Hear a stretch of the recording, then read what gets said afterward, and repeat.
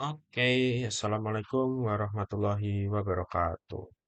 Berjumpa lagi ya dengan saya. Nah, pada tutorial kali ini saya akan membuat tutorial sederhana tentang implementasi multi instance pada Camunda BPMN.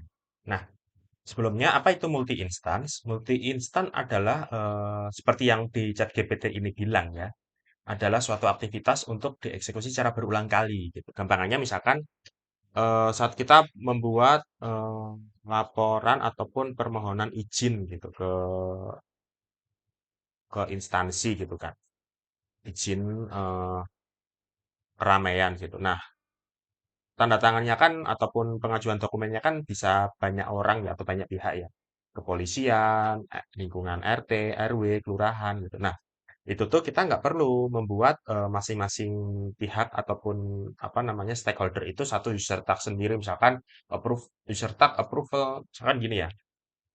Nah, pakai contoh aja kayak gini, misalkan pengajuan izin keramaian gitu kan.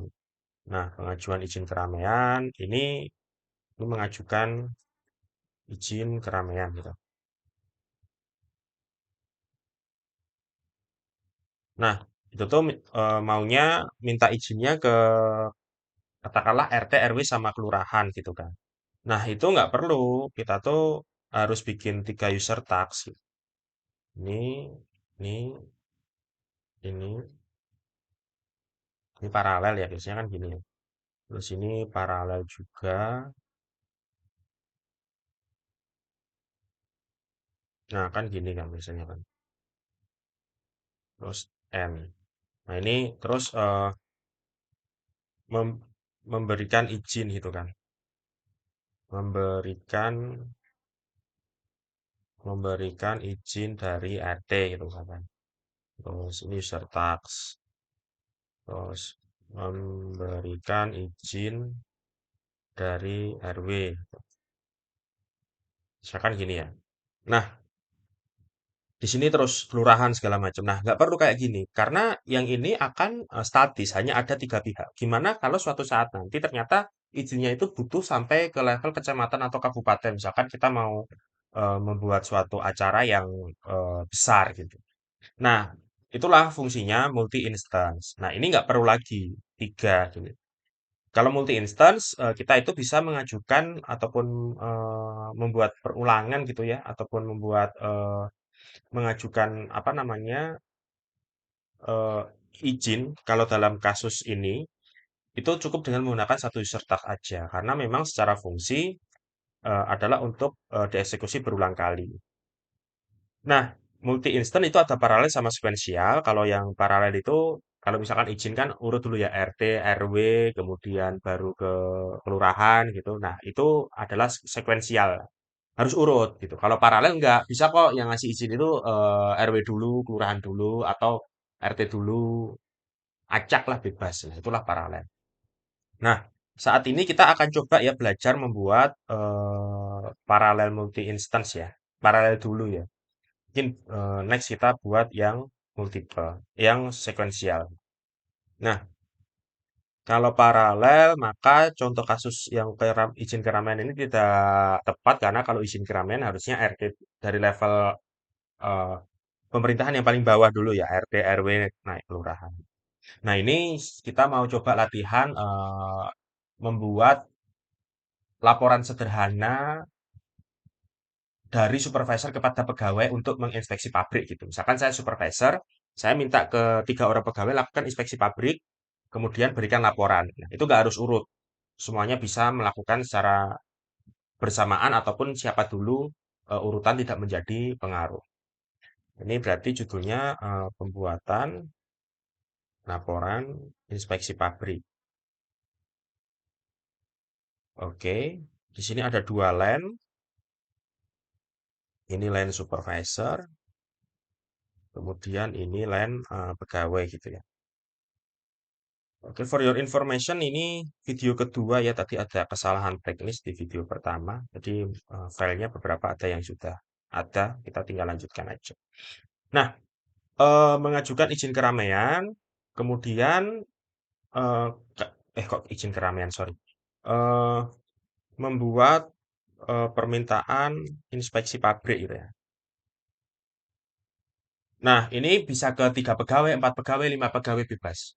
Nah, berarti kan berikutnya di sini nih letak multi instansinya.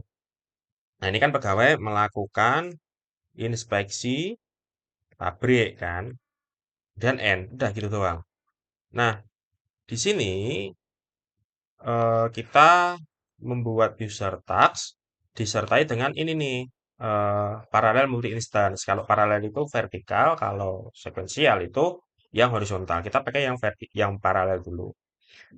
Nah, kemudian kita membuat formnya ya. Jadi membuat formnya.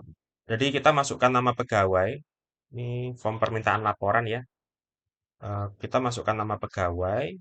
Ini masukkan daftar ya, daftar pegawai yang harus melakukan inspeksi gitu. Nah, G-nya adalah employees. Ini daftar ya, jadi nanti kalau ada 3 orang nama ya ditulis di sini nama, pakai koma lah. Kemudian udah kan, lalu dia melakukan inspeksi pabrik gitu. Nah, dia melakukan inspeksi pabrik itu kita buat 2 form. Yang pertama adalah form nama pegawainya. Jadi kan misalkan ke pegawai Budi gitu. Nah, kita harus tahu kan ada Budi, ada Amir gitu misalkan. Nah, kita harus tahu siapa nih orang yang laporin, apakah si Budi, apakah si Amir. Nah, ini kita pakai employees juga gitu. Oke, terus kemudian ini masukkan laporan. Oke, kalau sudah kita masukkan apa ID formnya ini ke user task-nya. Oke, terus ini juga form permintaan laporan. Nah, set, set. Oke. Nah, kalau kita menggunakan multi instance, maka ada muncul atribut baru yang harus diisi. Di sini ada 4 ya, cardinality, completion condition, collection, sama elemen variabel. Nah, di tutorial kali ini kita belajarnya pakai yang collection sama elemen variabel. Jadi kalau collection itu listnya, terus elemen variabel itu itemnya, gampangannya gitu. Ini collectionnya kan berarti employees. Kemudian elemen variabelnya kan berarti employee. Nah, sayangnya eh, multi instance ini dia mintanya collection. Sedangkan kalau kita membuat input datanya itu menggunakan Camunda Form, karena tadi kita pakainya text field, maka output dari text field di Camunda Form ini adalah string. Sehingga nanti pasti akan error karena multi instant ini mintanya collection tapi kita ngasihnya string. Gimana caranya? Nah, ini caranya kita bikin pakai script tags untuk mengubah string menjadi collection. Nah, ini kita sisipkan aja di sini. Nah, sebelum masuk ke dalam multi instant user tags ini, kita bikin apa namanya script tags, yaitu untuk mengubah string menjadi collection. Nah, ini tambahan aja. Sebenarnya nggak harus pakai script tags, bisa aja nanti eh, apa namanya di coding gitu ya di Java. Kalau misalkan eh, nanti nanti bikin bikin backend pakai Java itu bisa juga. Nggak harus pakai script ini. Tapi karena kita nggak ngoding pakai Java, kita mau pure pakai Camunda Task List, maka kita pakai script generator. Sorry, script tags gitu. Nah, ini formatnya adalah JavaScript. JavaScript. Oke, terus ini adalah inline script karena kita mau bikin scriptnya itu di sini aja langsung gitu. Nah, tadi saya sudah browsing ya gimana cara ngubahnya. Nah, ini kurang lebih mengubah employee string itu pakai koma separator di split, kemudian dijadikan list, kemudian dimasukkan variabelnya. Ini di copy aja. Oke. Oh ya, ini kan employee string ya yang dibaca ya. Berarti di sini kita juga harus employee string. Ini employees doang ya tadi ya salah. Employee string di inputnya. Oke. Sekarang mari kita deploy satu persatu. Ini tadi sebentar tadi tuh saya sudah bikin tapi di video sebelumnya, tapi karena kesalahan teknis ya. Jadi harus record ulang. Ini biar nggak duplikat. Ini tak samain aja ya pembuatan laporan inspeksi pabrik ya namanya ya. Pembuatan laporan inspeksi pabrik. Oke. Oke. Oke, mari kita deploy. Kita rapikan dikit. Set. Oke, save. Deploy. Aman. Deploy. Aman. Deploy. Aman. Oh, sebentar. Sepertinya ada proses yang ketinggalan di sini. Nah, reset variabel. Reset variabelnya belum ketulis ya. Harusnya reset variabelnya kita tulis employees. Karena ini ngebaca employees kan. Oke, sorry, sorry. Ketinggalan. Oke, kita deploy lagi. Oke, mari kita coba di Jamun Data List. Ini versi berapa? Benar ya? Jamun Data List, start proses, pembuatan laporan inspeksi pabrik.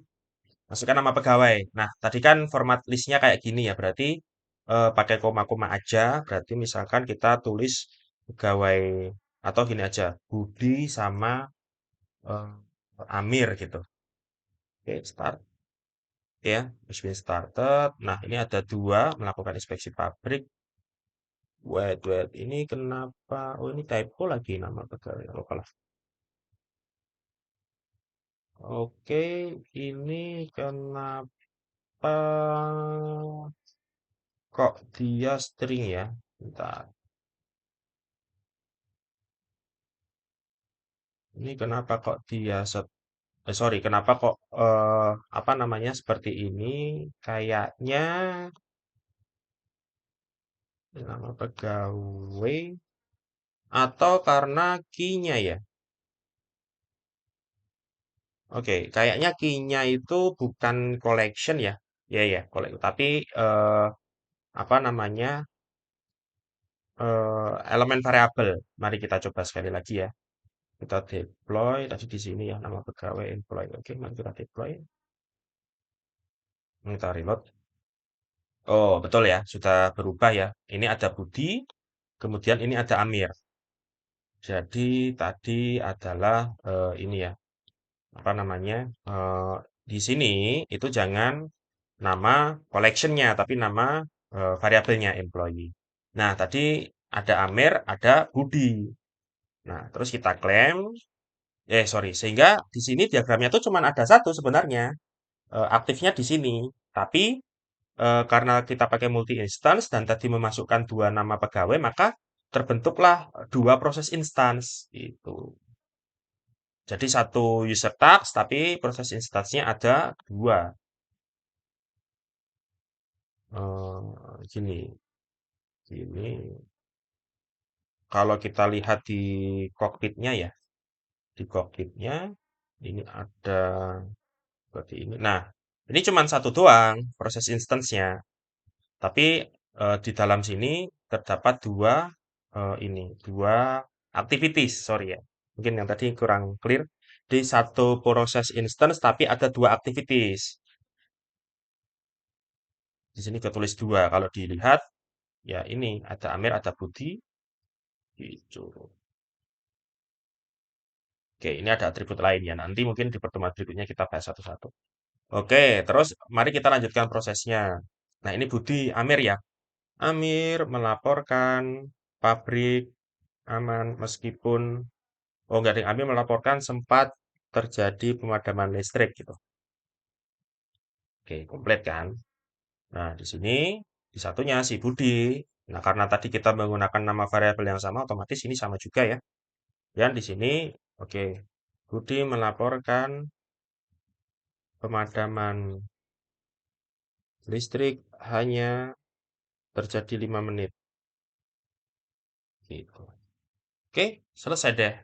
Nah, mungkin itu aja tutorialnya eh, menggunakan multi instance paralel di user tags ya. Sekian, semoga bermanfaat. Jika ada kesalahan, silahkan komentar. Jika ada pertanyaan atau mau discuss, silahkan komentar. share and subscribe jika ini berguna. Thank you semuanya. Assalamualaikum.